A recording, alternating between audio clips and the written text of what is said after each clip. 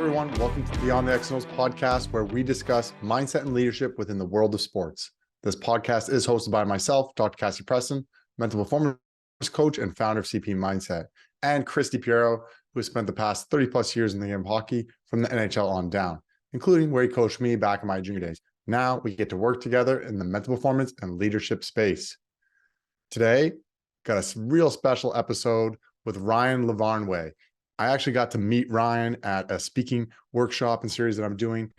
He's a fantastic speaker. He's got a great story. He was played over 10 years in the major leagues in baseball. He was drafted in 2008, and then he went on to win a World Series with the Boston Red Sox, as well as attending the 2020 Olympics for Team Israel.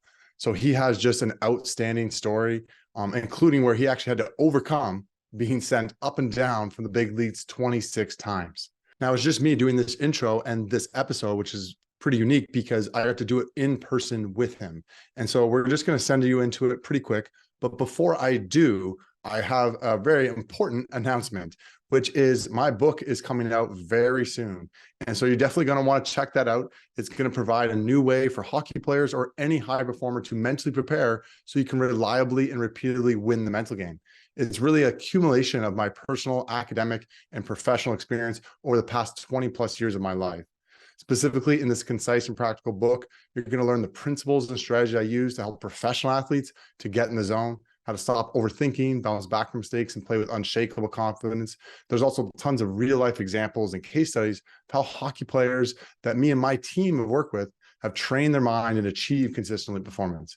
And lastly, there's all kinds of important lessons on how to be mindset first and why that's key to winning the mental game. I'm super excited to launch this book, and it'll be out very soon, early December. And to help spread the word, I am offering a big giveaway.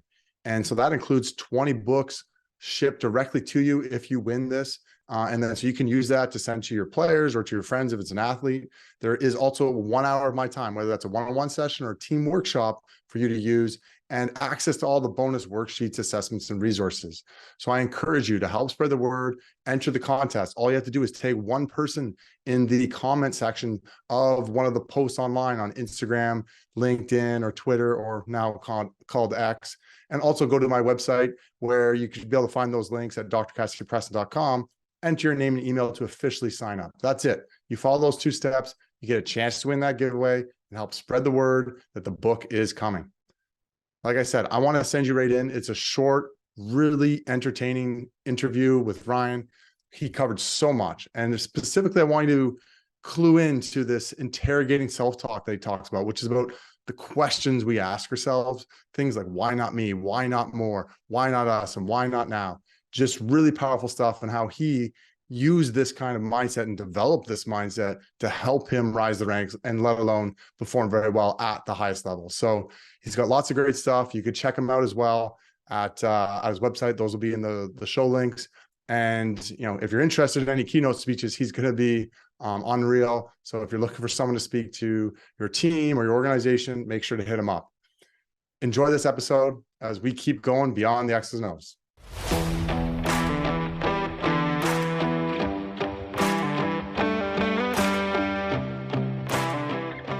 All right, Ryan, welcome to the podcast. This is my first podcast recording in person. So I'm excited to dive in here. I know your story is quite interesting. You've had a very successful career with lots of challenges, and I'm sure we'll be diving into it. Maybe just to start, tell listeners about the high level summary of all the things you're able to achieve and how you managed to work your way through the pro ranks and through baseball. Well, first of all, thank you for having me. This is awesome. I'm so glad we could finally find time to do this together. High level summary of my career. I guess I grew up in California, played high school baseball for the 2005 state champion El Camino Real Conquistadors before I went to Yale University, where we did not win any championships. But I feel very proud to have been named All-American and won a national batting title at Yale. And then I was drafted by the Boston Red Sox in 2008, made it to the big leagues with them in 2011, where I went up and down a whole bunch of times. I was part of the 2013 team that won the World Series. And over the next 12 years, I was up in the majors and then sent back down, up and down 26 times, which was, quite the ride. Something to be very proud of, but also that's part of the difficulties and things I had to overcome that we will talk about. And in addition to pro baseball, I played in the World Baseball Classic twice and the Olympics representing Team Israel. Yeah. So that's quite the career. And I think the 26 times up and down is certainly shows a lot about your grit and your resilience and your mindset, which I know I want to dive into. If you had to say there's like one big thing, and I know, in our chats, I kind of already a little bit know about what it is. What's the biggest advice out there for athletes trying to rise the ranks, for coaches, parents that also might listen, in terms of mindset from your perspective personally, and also when you see that with other players? What's just a kind of an open-ended question? What's the most important thing? Why is it so important for you? For me, I think mindset is really what helped me get to the big leagues and get back to the big leagues so many times. It's something that can separate you for the good or for the bad. I immediately think to a conversation I had with Terry Francona when he was about to send me back down to the minor leagues at the end of spring training one time. He's like, "Hey, Ryan, you're not going to break the season with the club. You're not on our opening day roster." I was like, "Tito, I know. I know who I am." And I told him, I thought I was being realistic. I thought I was being a pro.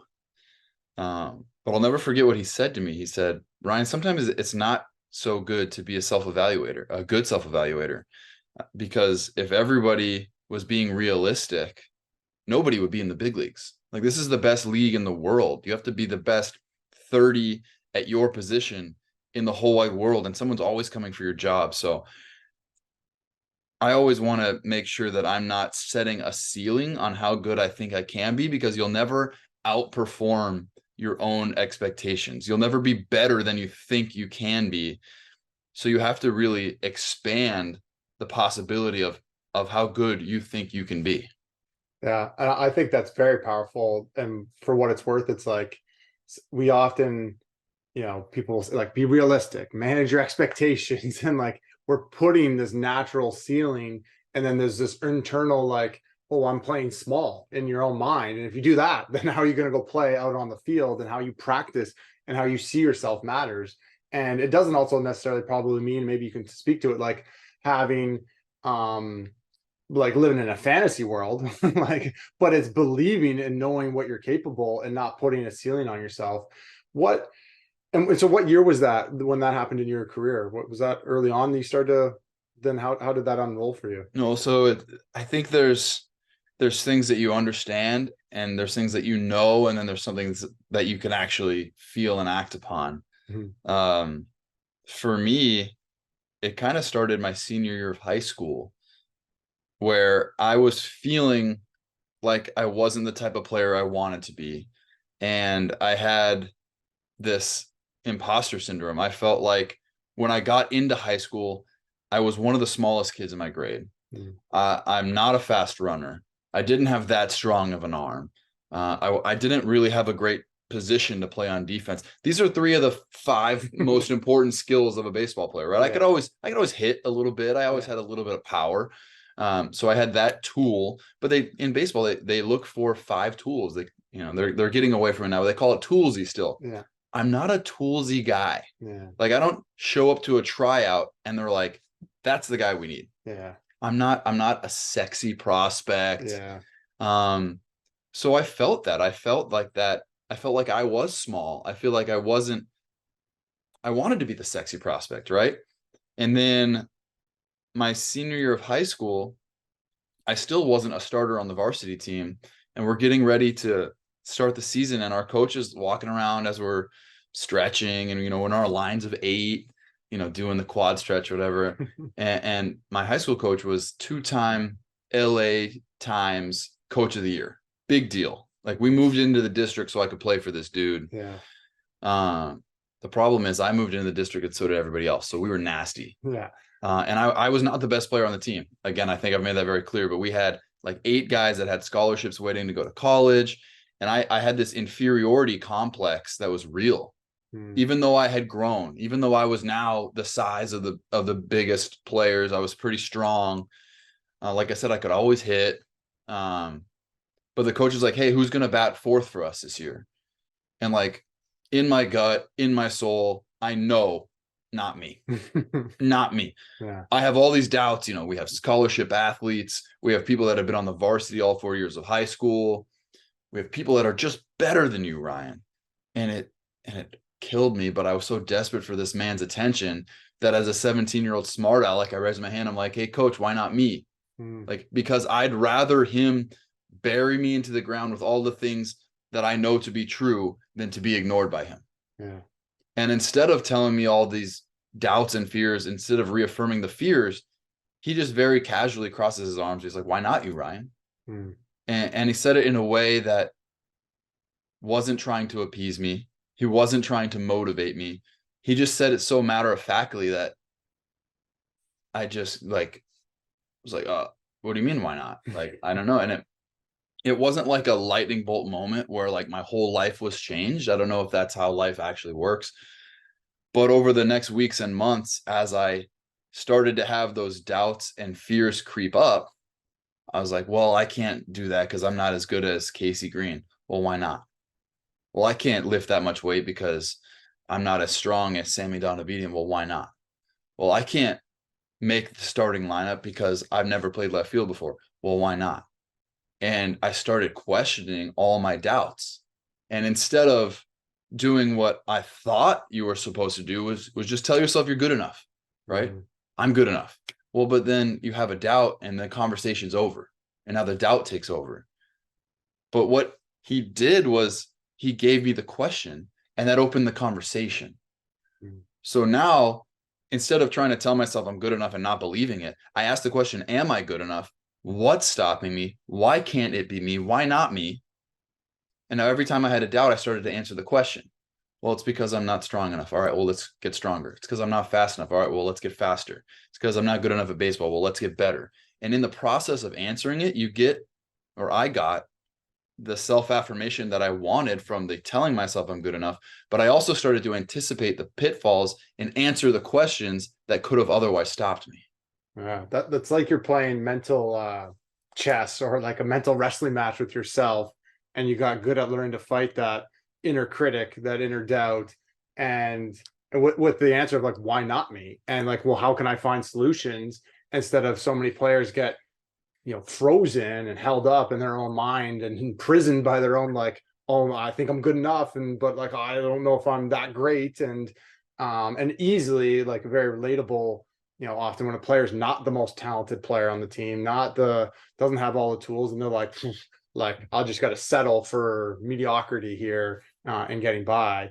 And so that seems like very much a light bulb moment. And the matter of fact thing, I've had a few times in my life, and it's why coaches can be so impactful on people's lives. Like, obviously it didn't change everything, but it is helpful when an outsider can be like, well, why not you? Like, yeah, no, why not? Like it's just a fact. It's which is the fact for anybody really in pursuing anything that really matters and cares to them. They can find a way. And no, so that's really cool, man.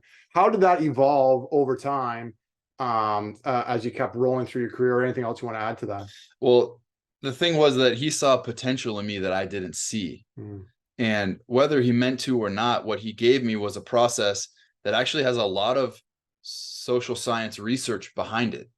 And, I've only learned the the backup behind why this works recently, but it's called interrogative self-talk. Don't tell yourself you can do something, ask the question. Yeah. And in that 3-step process of you get the affirmation, you start to see the pitfalls, and you start to solve the problems, it works. And the next step, after I wasn't the best player, after I had no scholarship offers in high school, after I didn't start until my senior year, I was one of the 7% of high school players that gets to play in college. Yeah. It's not a lot. Yeah. So I go to college, I go to Yale University. You've probably heard of Yale University. You probably have not heard of the Yale University baseball team. And that's because there's 271 Division I baseball teams. And when I was there, Yale was ranked 270th. Oof. The baseball team has produced more U.S. presidents than big league hitters. Wow. Right. So I fall in with the crowd. I'm around a bunch of student athletes that are very much students that play athletics. Yeah. But in my head, I wanted to play baseball. Even my college roommate, he was David, not Dave, because his parents are very serious people. He took a year off of college to go write speeches for the incoming president. Wow. His parents asked me what I wanted to do when I grew up, and I said, well, I want to play baseball, and they laughed. I said, no, seriously, what do you want to do when you grow up? Oh, so I was not supposed to go there and then play baseball. Yeah. But after my freshman year, I saw our first baseman get awarded an all Ivy League award. And I was like, oh, that's cool. Like, I didn't know they did that. Yeah. And instead of going to my 2-time LA Times Coach of the Year, I was talking to the volunteer assistant hitting coach, and now he had a great impression on me. Yeah. He said the next 3-word question, the next interrogative self-talk question that would change the trajectory of my career is, he said, why not more? Why would you try to be all Ivy League when you could be all American?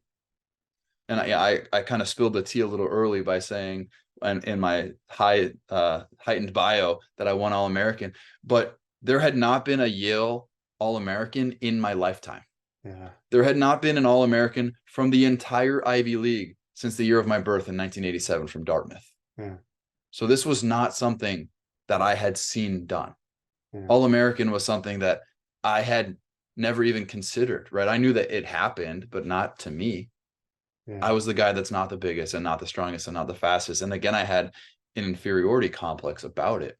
Yeah. So when he said he believed in me and he would actually be disappointed if I didn't make All-American by the time I graduated, it created a mindset shift for me that I was going to do everything in my power, right? Answer the question, why not more?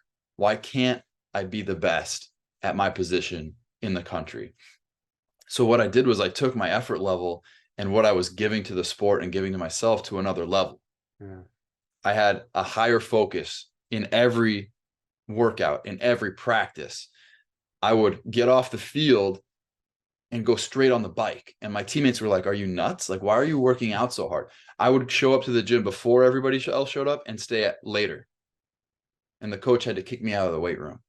At one point, I even bought a form-fitting weight vest and wore it from the minute I woke up in the morning until the minute I went to sleep at night. I'm not kidding. Wow. I remember being at the dance club in college and a girl touching my abs be like, oh, you're so hard. I was like, they're steel plates under my shirt.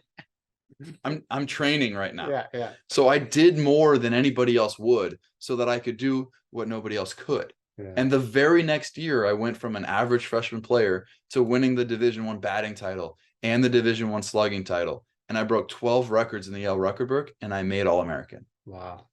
I love that. The why not me?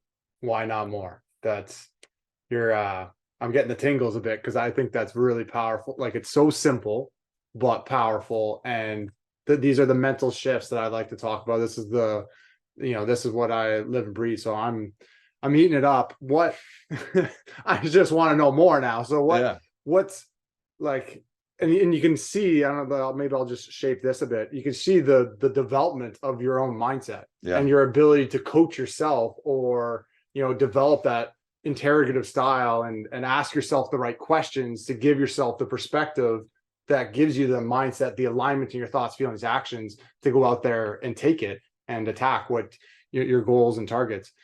What's next now? So now, like, that's there's got to be more to this because we're not even in the big leagues yet. You're building this up well. What comes next? So then I get drafted. I'm in the minor leagues. I see someone win minor league player of the year, and now I have my mantras, right? Why not me? Why not more? I put my eye on that goal. I want to win minor league player of the year. I won it 3 years in a row. I got myself to the big leagues. Yeah. Right. Playing for the Boston Red Sox. Everything I wanted from the time I'm 5 years old is coming true. I'm in the national spotlight. I'm flying on private planes. I'm making a bunch of money. My friends and family are so proud of me. I made Sports Center. And then they didn't need me anymore. So I got sent down and up and down and up and down and up and down. And that's when I needed to refocus and make sure that I knew it wasn't about me all the time. And I needed to change my mindset to be more of a team player and start to play for something bigger than myself. And I'll tell you, I've had the luck, I guess, or maybe the right place, right time to play for three really special teams, more special than any of the other teams. One was the 2013 Boston Red Sox that won the World Series. Mm. One was in 2017, I played for Team Israel in the World Baseball Classic. And in 2020, I played for the Miami Marlins that made the playoffs. And the reason they're more special than anyone else is because they won when we were not supposed to win, or when no one else expected us to win. That 2013 Boston Red Sox team was in last place the entire season the year before, lost 97 games.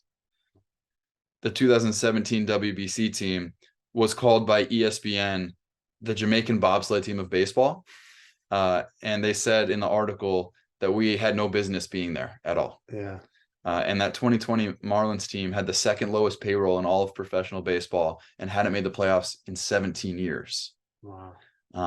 But when I look at those three teams and I look at what was different, I see the same interrogative self-talk on a group level. And all of us had the mindset of, why not us? Why not us? In Boston, the first day I showed up for spring training, I met one of our new players and I said, hey, how you doing, Johnny?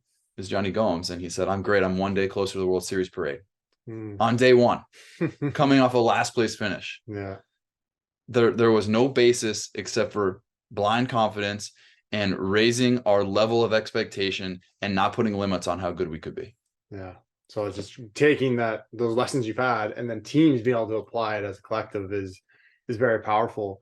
And I'd be curious to prime like more either into how you personally had to grow, because you alluded to it, like growing to making it bigger than you.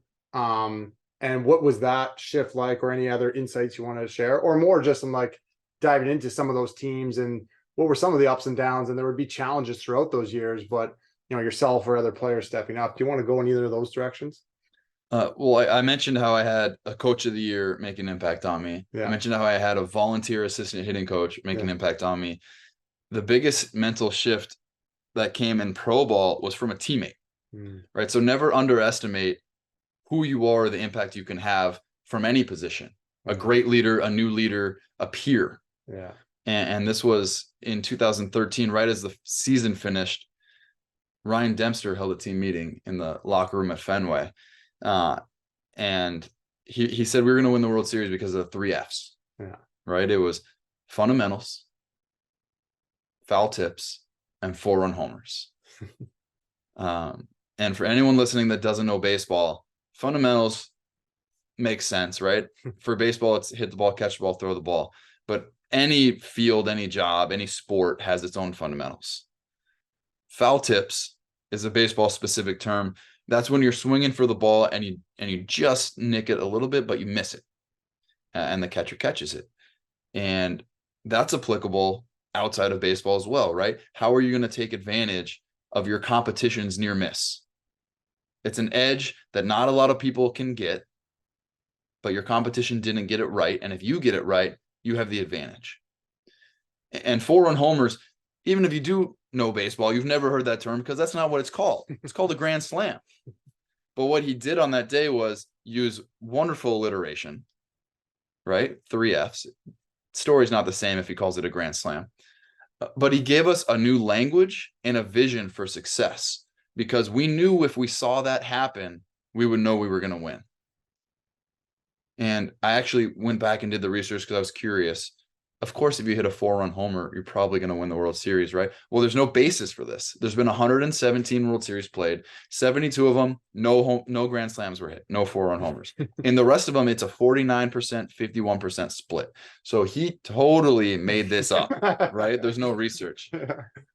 But in the American League Championship Series, Game 5, when we were down by 4, and David Ortiz, the guy that's got me sent down from the big leagues the first time because he was healthy again on his way to a Hall of Fame career, when he hits a 4-run homer and the dugout is going nuts just to tie the game, not to take the lead, to tie the game in a series we were still losing, we're running around like animals in the dugout, yelling 4-run homer to each other. Yeah. And the language and the vision of success that we had as a group, we knew in that moment we were going to win. Yeah, that's creating a narrative and the bonding. Like I can, somewhat picture it or at least feel it coming off you. So that's really special, man. I know you've probably got tons you want to share, and I want to be mindful of your time. What is there anything else in terms of like the lessons, the ups and the downs, and dealing with that internal noise, or deeper in terms of, you know, these championship teams or great run teams and the teams that are so special to you? What else do you, if anything, you want to make sure to share today? The biggest thing is you can win a lot of things by yourself, but all the things that matter, you need to win as a team. Yeah. You need to do it together. And if you're gonna wait around until the time is right, the time will never be right. So the path of my message, the path of my keynote speech, the path of the lessons that I've learned in my life is why not me? Why not more? And why not us? And I just want to encourage people to have a sense of urgency. And if you could ask yourself one more question, it's why not right now? Why would you wait? Because the timing will never be perfect. And if you wait till it is perfect, you're never going to get started. Well, you brought the fire today, my friend. I got to do more in-person podcasts, because this was a treat for me. Some final thoughts in terms of anything else you didn't touch on that you want to share, and or then just tee up people to reach out to you, contact you, follow you online, all that kind of good jazz. I mean, the biggest thing is that, you know, I want to share this message, and it's not about me. It's not about any successes or failures I've had in my life. I want to help other people achieve their vision for success for themselves. So if you're listening to this and you think this was a nice story, that's one thing. But if you've started asking yourself some of these questions for yourself, that's what I really want to happen. Is in your life, why not you? In your life, why not more? And in your life, why not your team? And why not right now? Because there's something that you're afraid to ask yourself because you don't want to know the answer. The same way that when I was in high school, I didn't want to ask why not me, or when I did, I thought my coach would affirm all of my fears and my inadequacies. Instead, I started answering the question in the way that I wanted to, and it started leading to my success, just overcoming that fear and asking the question. So whatever you're doing, whatever you want, wherever you are right now, start asking yourself. Don't try to tell yourself you're good enough, because that's not going to lead to the results that you want. Oh, I love it, man. Any self plugs for your social media or anything like that, or your website? Self plugs, check me out at ryanlavarnway.com. I'm on Instagram at rlavarnway, Twitter, Ryan Lavarnway. I just released a children's book about my message, my journey playing for Team Israel in the World Baseball Classic, and how it helped me find myself and find my community. And the feedback's been really great. Everyone's loved it. I hope you will too. You can find that on Amazon, or if you want a signed copy, get that on my website, ryanlavarnway.com. Awesome. We'll put those in the show notes as well. Thanks again, my friend. All right. Thanks, guys.